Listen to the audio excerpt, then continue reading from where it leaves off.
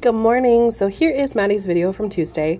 We really worked on leash walking, but she is definitely a lot more open and curious to new things. We had, you can see like the end of the ladder. We actually had to move around some of the equipment while we were up here in the lobby. And so we purposely had her near like, oh, that's a big sheet moving around. That's a big metal piece that's moving around, making some clanging noises. And she tolerated it really, really well. Like she woke up this morning and was like, yes, I'm ready. It did take us a couple minutes to focus in. You can see where she does give me some really good name game contact, but then she's wiggly. Now, this is Ida. This is someone that she does play with occasionally.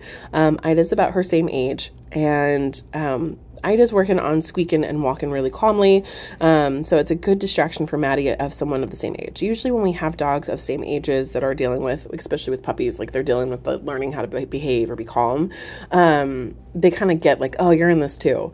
When we have older dogs with other puppies, sometimes it is because we want them to see some good behaviors, or those older dogs are also working on those behaviors, but their mechanism is a little different. Now, when we go to this hallway, I know I've showed it a couple times. One, it's because it's too hot outside, but two, we also put dogs in place and then have another dog walk past it. So we work on that boredom training, but also working that I don't get to lunge or pull or lean into a sniff to say hi.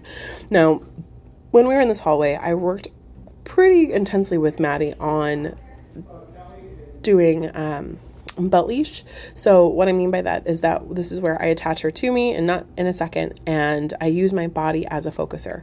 There's a couple games I will film today on Thursday for you of how to practice walking at home. She's getting the concept, but she does push it a little bit. Biggest thing I would suggest right now is if you have 5-10 minutes, stick her on the belt leash and walk around the house, clean the house, do the dishes, just kind of ignore that you have a dog attached to you, and getting that mindset, that leash, I have to be mindful of this boundary. Think of it like a hula hoop. Like you have a hula hoop on you and Matti has to stay within those boundaries. The leash helps that boundary control, but she needs to realize it. And so right here, she's attached to me and I just keep walking, and she does ignore the staff that walk past. Now, she does like to lean really hard into saying hi, and that's where I just give her a little tug and release of, hey, I need you to focus. But overall, she's doing phenomenal in sitting and focusing and handling these distractions. This goes on for a few more minutes. I'm going to stop talking for a second so you can kind of watch us working. And then I actually have some puzzle work at the end of this that I'd like to talk about.